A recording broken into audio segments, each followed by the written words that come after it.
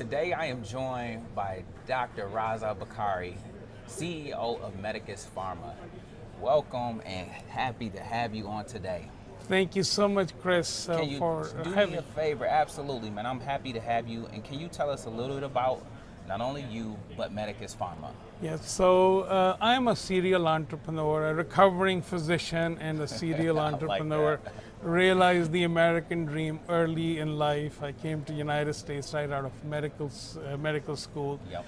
And have been building life sciences, biotech companies. And Medicus Pharma is a NASDAQ-listed company. It's an emerging growth company focused on advancing clinical development programs of novel and potentially disruptive therapeutic assets. And we have two lead assets, one in skin cancer that comes out of Carnegie Mellon and University of Pittsburgh. We have completed a phase 2 study and now we're getting ready for a registrational study, so we're very excited about it. And our second company is a UK-based company that we acquired last year, where we are advancing a decapeptide, a hormone suppressor for prostate cancer, and also in women's health for endometriosis. A lot going on, man. You got a lot going on. Why should investors be paying attention right now? So we are investor operators. We got off the ground since in the fall of 2023. We have raised $90 million on the heels of $18 million that I raised myself, that I led, with about a $6 million of my own investment, including my daughter's college fund invested in this company. So we believe in what we do, and we all invested at a $4 a share, and we came to the market through an IPO in November of 2024. We have now progressed quite well, and our SkinJet asset, which is for basal cell carcinoma of the skin, which is the most common cancer in the United States and around the world, primarily due to sunlight and exposure of fair skin. It's where we are now with a phase 2 data set in hand.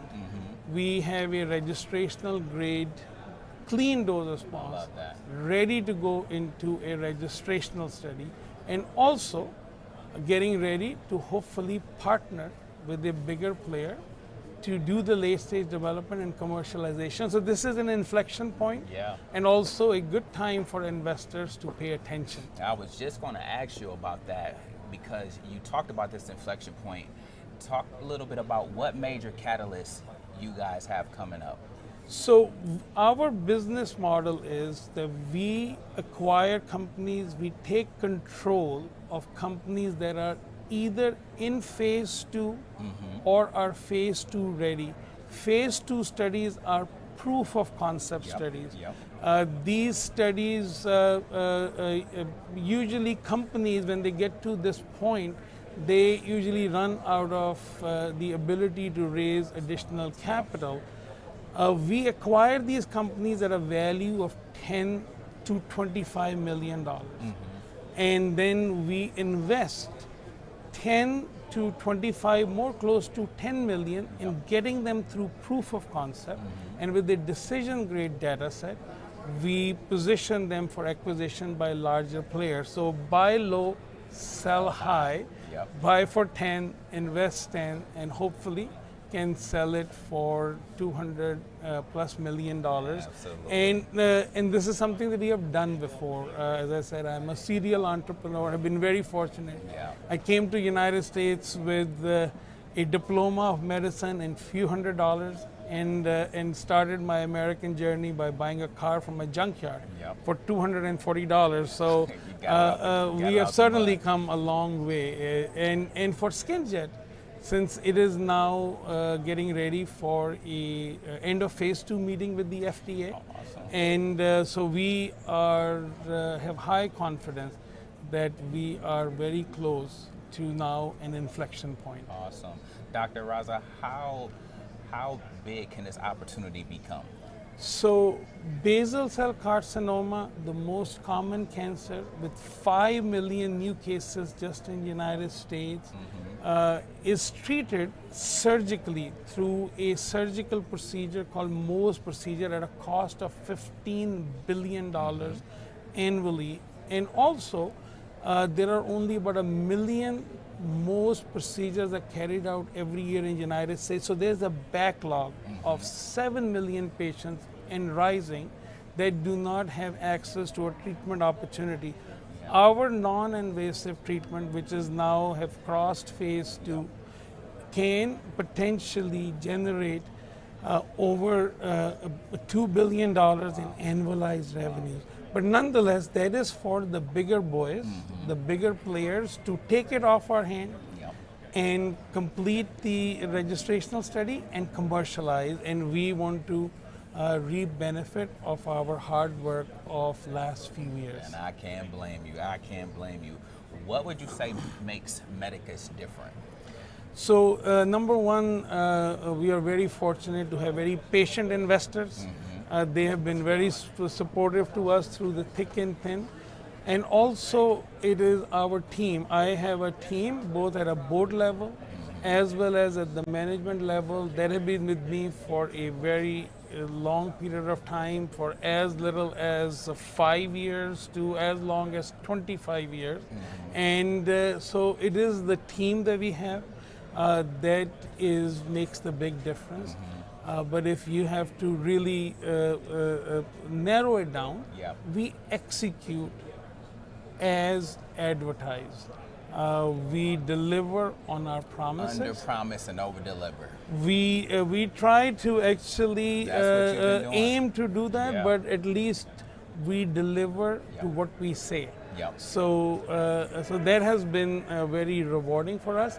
Drug development is a team sport. It's a complicated business. It's a 1,000-mile journey where failure is the norm and success is an exception. But when you do succeed, it not only improves patient outcome for the greater good, but also creates substantial shareholder value.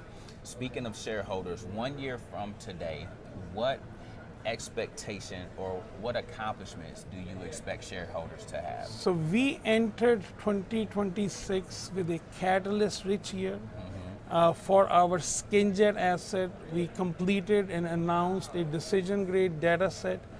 We are very hopeful that we will have a partner that will take it off our hand, and there is a catalyst that should help reset and hopefully give a forward momentum to the stock. We also, our second asset, we are doing some groundbreaking work in the Middle East in collaboration with Omic Lab in Abu Dhabi, the largest genomic database repository, where we can do some novel studies for women in endometriosis, which is a cause of infertility. And I think we would have some positive data set for that. And we continue to look for additional assets to bring under our umbrella. So we do hope that 1 year from today, we would have seen an exit from SkinJet and monetize advanced Teverelix in women health and in men's health with decision-grade data set, and hopefully have an additional asset under our belt so that we can continue to advance forward these development programs. Dr. Raza, that is awesome. As we head toward the final question, is there any last thing that you want to say before we end? Well, we are really appreciative of you, Chris. You are a source of an inspiration to us. Your work has been remarkable, and you're having this opportunity to get our message through and an awareness to your viewers is very meaningful for us. And it is a people-to-people contact. Continuing to do this and hopefully get a positive outcome. So we cannot be more grateful and appreciative for this opportunity. Dr. Raza, I'll say to the audience that I'm happy you came on today, because when retail investors can hear directly from the CEO or the founder, it makes a world of difference in terms of building their trust and having them be excited and enthusiastic about what we invest in. And so I thank you for coming on, but also ever since you IPO'd, I've been keeping up with you and the good work that you guys are doing. I'm looking forward to a year from now, maybe the exit that you guys are talking about. But I just want to say thank you for stopping by today. It was an absolute pleasure to have you and to hear from you up close and personal. Such a pleasure, Chris. Absolutely. Thank you so much. I hope this is first of more than few opportunities. Absolutely. Listen, ladies and gentlemen, I want to thank you for tuning in. I had the awesome and wonderful Dr. Raza joining me today to tell us all about the awesome work that Medicus Pharma is doing, and I couldn't be more elated. We will see you guys soon, but until then, you take care, continue to invest, and we'll catch you guys in the next one.